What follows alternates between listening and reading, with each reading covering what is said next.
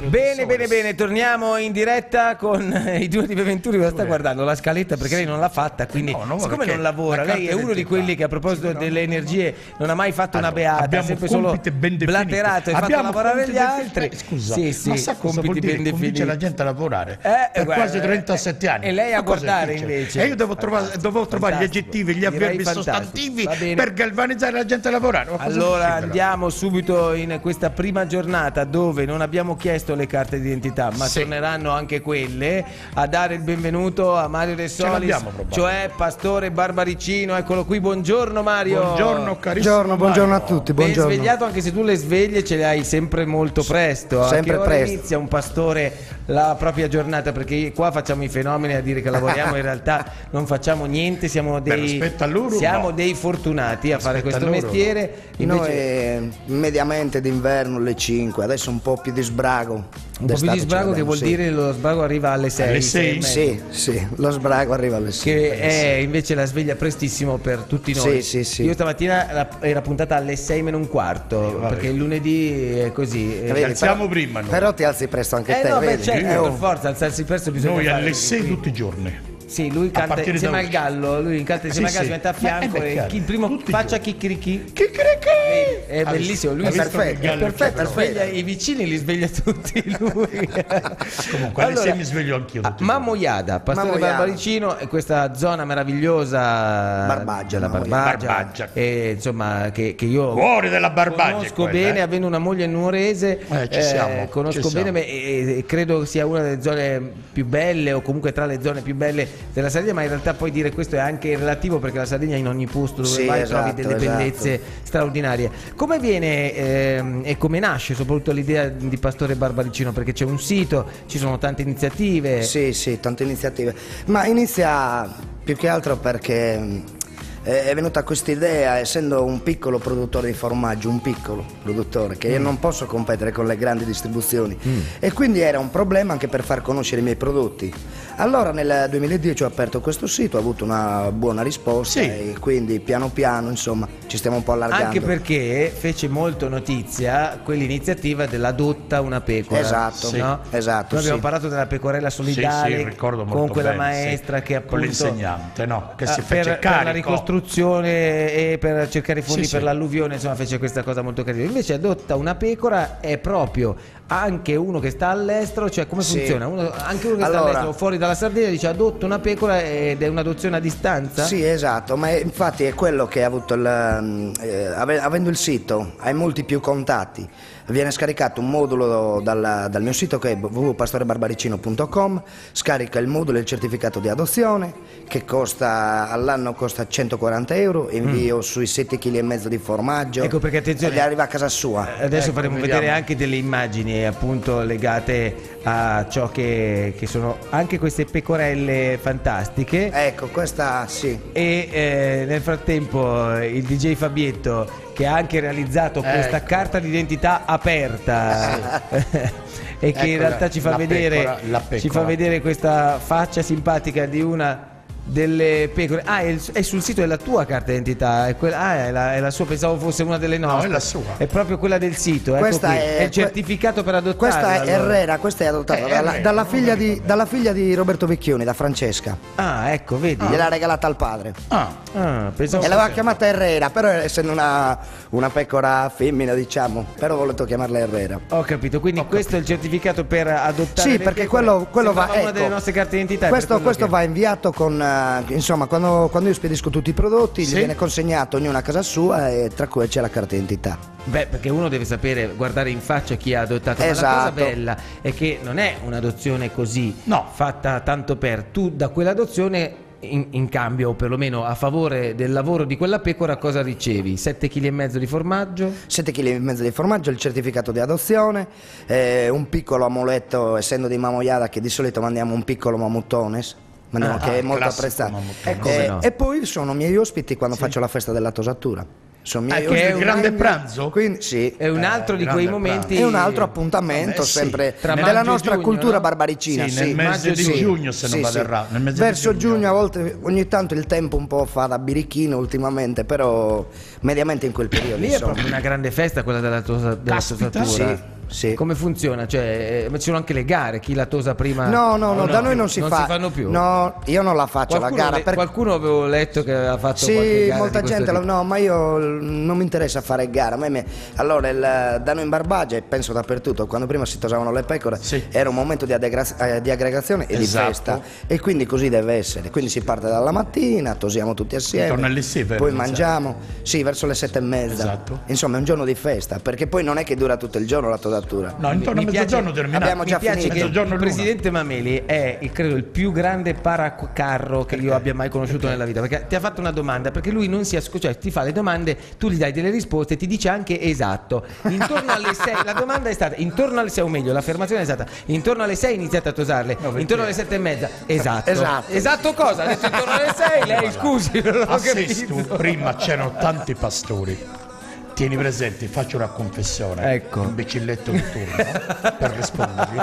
Mio zio era pastore, io avevo uno zio che era pastore e conosco bene le dinamiche. Sì, però alle 7:30 comincia. No, allora, lui si alzava intorno alle 5:30, alle 6:30. Ma suo zio è uno, fammi parlare. Lui è un altro. Siccome c'era caldo, alle 6:30, erano 7, perché sono tanti, iniziavano appunto. Va bene, loro sempre alle 7:30 comunque. C'è stata un'ora di differenza. Senti, ci sono tante cose davvero nella vita di una persona che sceglie di fare il pastore, forse i sacrifici per primi, ma anche una tradizione che si tramanda, oppure tu in casa tua sei no, l'unico? No, noi siamo da generazioni, quindi alla fine ti trovi immerso dentro lì. Sì, è come il padre muratore e il figlio. Poi adesso non è che ci sia da tanti anni a questa parte c'è bisogno di scegliere per i lavori. Ci sono tanti laureati che stanno in giro, io almeno sono fortunato che certo. Allora, almeno il lavoro sempre inerente al problema del lavoro c'è una ribellione in Sardegna da parte di pastori nei confronti della regione, come tu sai, e nei confronti del governo italiano e anche della CECOM. Beh, vabbè, qui questa ribellione, brevemente. Apriamo una finestra. No, sono discorsi troppo qual è il malessere? Non è che possiamo parlare brevemente, qual è il malessere forte? Qual è il contendere da parte vostra nei confronti, del governo e della regione? Perché ogni tanto vedo un sacco di scioperi. Ma ogni tanto è dei che pastori ci lasciano abbandonati, siamo abbandonati a volte a noi stessi, diciamo.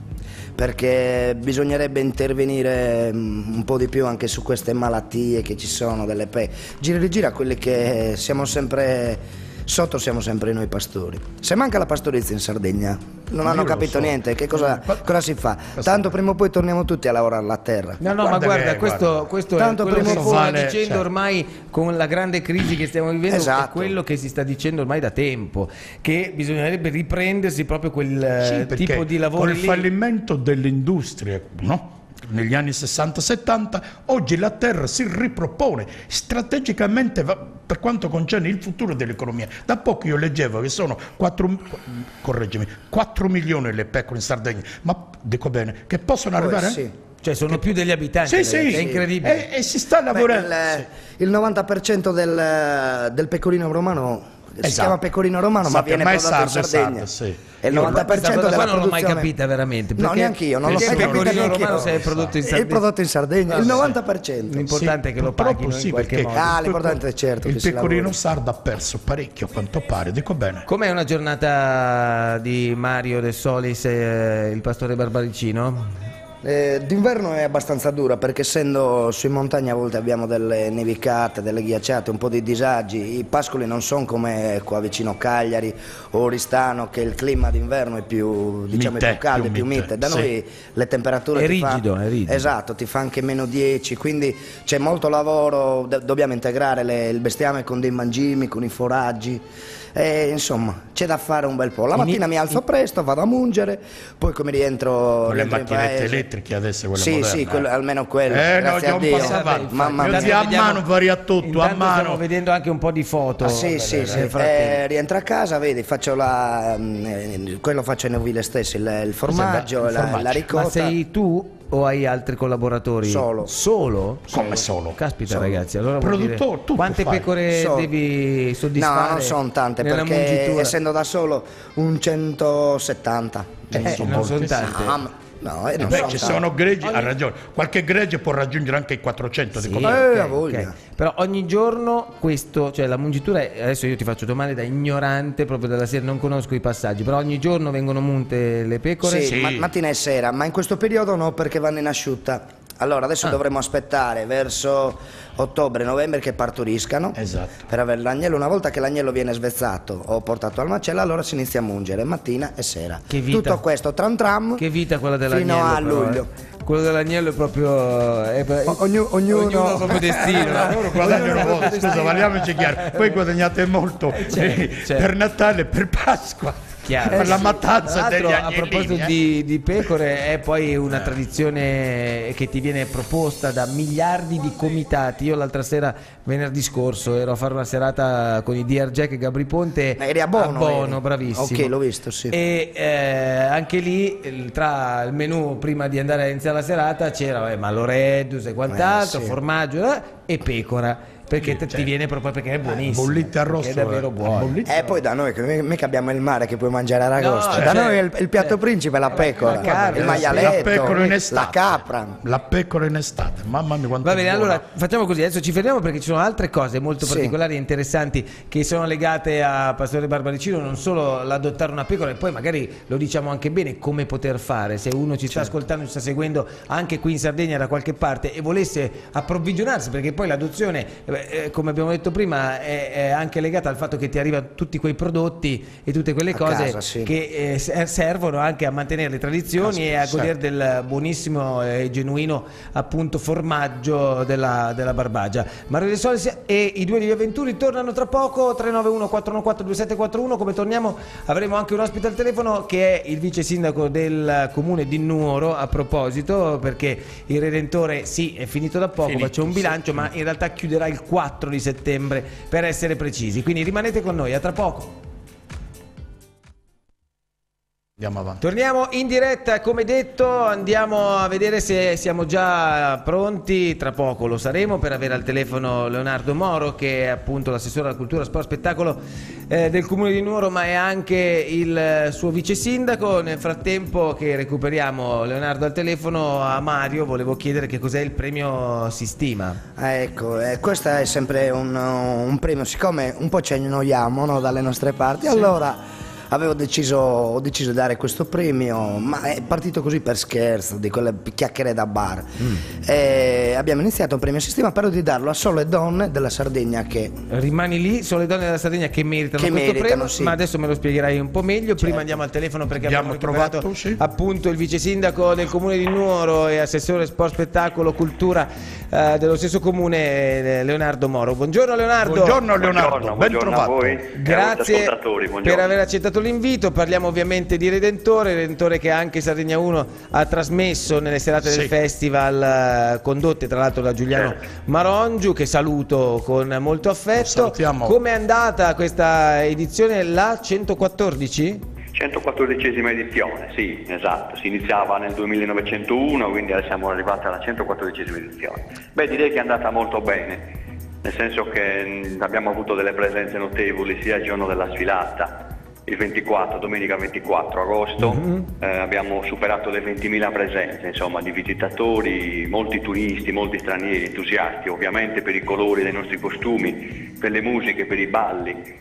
Insomma, per lo spaccato di Sardegna che si respira davvero in quella circostanza. Insomma, poi oltre 350, quasi 400 cavalieri e amazzoni, provenienti anche loro da tutta la Sardegna, insomma, quindi un grande spettacolo veramente. Stiamo vedendo infatti anche delle immagini molto belle che arrivano da quello che stavi appunto raccontando. 114 anni di una festa che è quella, e quindi la tradizione che si ripete anno dopo anno. C'è secondo te un motivo di questo successo? C'è un legame tra tutto ciò che è passato e quello che sarà poi anche il futuro?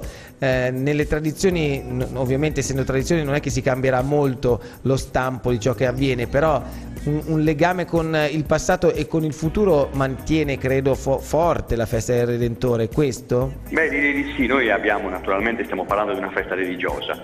Nel 1901 fu collocata al Monte Ortobene questa statua maestosa, bellissima, fattura fatta da Vincenzo Iorace, uno scultore napoletano, una bellissima statua di quasi 8 metri, una statua bronzea che troneggia dal Monte Ortobene, benedicendo la Barbagia e la Sardegna. Mi pare che si faccia anche una messa, vero? C'è una messa solenne. Io posso farti una confidenza. Io ho sfilato con il costume di Sesto, quindi conosco molto bene questa festa. E ricordo, mi commossi, il vescovo fece una grande predica lì di fronte alla statua. È sempre il vescovo che presiede la grande cerimonia all'Ortobene?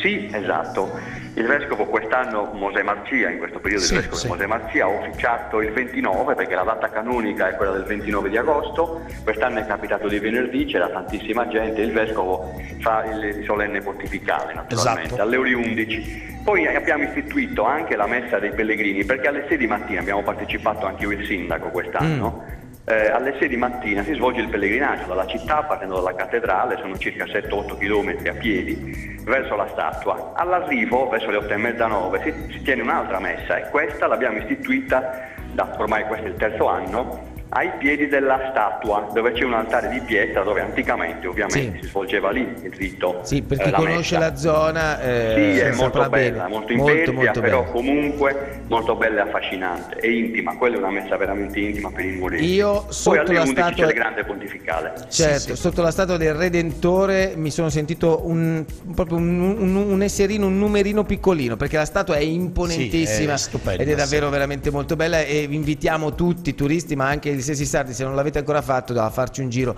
sia a Nuoro che al Redentore l'anno prossimo. Ovviamente però fino al 4 di settembre ci sono festeggiamenti, perché chiude ufficialmente il 4, no? Sì, i programmi dell'amministrazione chiudono il 4, in realtà poi c'è un'appendice anche l'8, c'è un convegno sulla poesia improvvisata con la versione campidanese, ci sono delle anteprime di documentari, insomma c'è un mondo dell'associazionismo che studia questi fenomeni. Peraltro da Nuoro è partita l'istanza all'UNESCO per il riconoscimento della poesia estemporanea come bene immateriale dell'umanità. Quindi diciamo che Nuoro ancora una volta si candida a capitale della cultura e delle tradizioni popolari. La festa del Redentore è l'immagine autentica, veramente bellissima, straordinaria, colorata di questa vocazione che ha Nuoro e la Barbagia. Con l'augurio di sentirci anche durante il corso di questo anno, fino ad arrivare poi alla 115esima edizione. Grazie a Leonardo Moro, che ci bocca al lupo, caro amico. Ciao Leonardo, grazie, ciao. Buon lavoro a voi, ciao. Siamo rimasti lì nelle tue zone. 17 km. Infatti, Mamoiada, Nuoro, Mamoiada, 17 km, che però cambiano completamente gli scenari, come dicevi tu prima, perché è vero che Nuoro fa freddo d'inverno, ma a meno 10 non ci arriva. No, da noi poi calcola Mamoiada, poi Dio mio saliamo verso su i Fonni, il nostro pascolo arriva a 980 metri, diciamo, quasi all'altezza di Fonni, quindi lì... Parlavamo del premio Sistema dedicato alle donne che se lo meritano, perché? Donne che se lo meritano, sarde, certo, ma che si distinguono, perché la donna nella nostra zona, in Barbagia, ma in tutta la Sardegna, ma da noi ancora di più, è molto se manca la donna, da noi anni 50 la donna faceva tutto, aveva bambini, andava, faceva il formaggio, insomma, guadiuvava infatti il pastore nel suo lavoro, un po' di merito, io ho conosciuto queste donne, che le donne hanno quella marcia in più, se vogliamo, che riescono a tenere in piedi più realtà simultaneamente, si occupano della famiglia, del lavoro, del marito, perché comunque adesso non parliamo della cultura geisha per forza, della donna che come in quella cultura si dedica totalmente e fa al marito qualunque tipo di ricamo, ecco, mettiamola così, però la donna che sta attenta anche al benessere, cioè le mamme, le nonne di un tempo, mamme, le nonne sono quelle che hanno sempre tenuto bene le sorelle in un ambiente familiare come poteva essere cioè il caffè lo porta la moglie al marito, sostanzialmente, ancora in quella cultura lì dove la mattina non è che lo porta la moglie, però ci si collabora assieme. Prima sicuramente la donna aveva tutti questi oneri e onori, dai, oneri e onori. E quindi ti sei inventato tu questo? Sì, che adesso è alla grande. Quest'anno. Chi lo ha vinto l'anno scorso? L'anno scorso allora abbiamo premiato 2 ragazze, che una è di paese, che aveva avuto una storia, una brutta storia, il padre aveva ammazzato la madre del mio paese, e l'avvocatessa consigliere regionale Anna Maria Busia. Quest'anno invece non ve lo posso dire ancora, però non è stato, siamo a livello No, Quando? non è stato assegnato a dicembre, però so già chi, ho già contattato. Puoi dire almeno la motivazione quest'anno? La motivazione perché è una brava giornalista a livello nazionale. La vediamo tutti quanti ogni giorno. Va bene. Allora, mi sono fatto già anche un'idea. Allora. Non so nulla, però un pochino mi sono fatto un'idea. Beh, io credo che tutto questo sia straordinario se pensiamo che la vita di un pastore è dedicata molto appunto al sacrificio e a quello che sono le 1000 attività da fare in un giorno. Tutto questo sia straordinario, il contorno, cioè quello che proprio Mario si è inventato, e il sito Pastore Sardo, Pastore Barbaricino, è la dimostrazione che in qualche modo, nonostante ci si possa anche sentire isolati alcune volte in alcuni posti quando sei a pascolare il tuo gregge, però il mondo oggi con la tecnologia con il mondo virtuale riesce a agganciare dappertutto, in tutto il mondo. Quanti turisti vengono a visitarti? No, parecchi. Da poco questa coppia di tedeschi che mi hanno dato una pecora, infatti mi sono trovato anche un po' in difficoltà perché non avendo studiato il tedesco e neanche l'inglese però vedi, però ci siamo capiti, ci siamo capiti un po' e sono rimasti contentissimi. Sono venuti anche come loro campagna. riceveranno i loro 7,5 kg di formaggio. No, già ricevuti. Allora parliamo e chiudiamo proprio dando le nozioni su questo. Per adottare una pecora basta entrare sul tuo sito, sul mio sito, poi basta aprire la mail, mandarmi una Pastore mail. Barbaricino? Sì, pastorebarbaricino.com. Okay. Mandare la mail, poi rispondo. Giustamente uno che ha dato una pecora deve prima di tutto avere un'idea di nome. Allora, perché il nome non è che io guarda, no, lascia io l'adotto, la chiamerò Mameli. No, lo chiamiamo Marco il pecoro. Tanto prima o poi anche lui deve venire a pranzo a scroccarti un pranzo. A scroccarmi un pranzo. Esatto. Quindi da lì il certificato che viene spedito. Certificato, giustamente mi devono dare il nome di cosa della propria beniamina. Nel sito c'è scritto così il nome della propria beniamina, e poi li contatto io e tutti i prodotti gli vengono in 140 euro, gli vengono recapitati subito a casa loro. Spese comprese, cioè tutto, sì. Una qualche eccezione per l'estero, come in Germania giustamente costa un po' di più, però siamo lì. Le dritte sono quelle. Bello, mi piace, e questa mezz'oretta, poco meno, credo che ti abbia staccato da quelle che sono oggi le tue mansioni, perché tu sei comunque sempre in giro, perché poi devi vendere, no? Quindi oltre a produrre bisogna andare in giro a vendere. Sì, ogni tanto bisogna anche fare un giro. Queste finestre magari fanno un po' prendere anche aria, no? Dalla fatica quotidiana e dalla forse ritualità di quello che si fa ogni giorno, che diventa quasi abbastanza monotono, se vogliamo, no? Sì. No, grazie a Dio è che sono affiancato da una buona famiglia, degli amici, anche quando organizzo queste manifestazioni. Giustamente ci vuole gente, io ho già il mio impegno di lavoro, quindi figuriamoci un po'. Sono sempre impegnato, bisogna tenersi sempre in movimento. Una domanda, chi c'è al tuo posto in questo momento a passare? Mio padre. Anche tuo babbo lavora con te? Siamo di generazione. È così. Perché non ci mandi anche Matteo? Sì, adesso guarda, finisco la trasmissione e poi ci andiamo insieme, non ti preoccupare. A mangiare a scrocco. Non ha mai fatto niente tutta la vita. A mangiare a scrocco. No, lui a mangiare a scrocco. Io vengo ad aiutarti casomai, perché tanto questo ha sempre fatto lavorare agli altri e blaterato e basta. Adesso andiamo. Grazie a Mario De Ciao Solis, Mario, grazie a voi. Bocca al lupo per il lavoro. Grazie a voi. Ci vediamo a Mammoiada, dai, senz'altro. E andate anche voi, se avete modo, da quelle parti a trovare Mario. Noi invece adesso la prima dei due dell'abitacolo ce l'abbiamo già pronta, perciò vi lasciamo a questo, e poi tra poco Bruno Corda, Valerio Vargiu, torna l'angolo rosso-blu.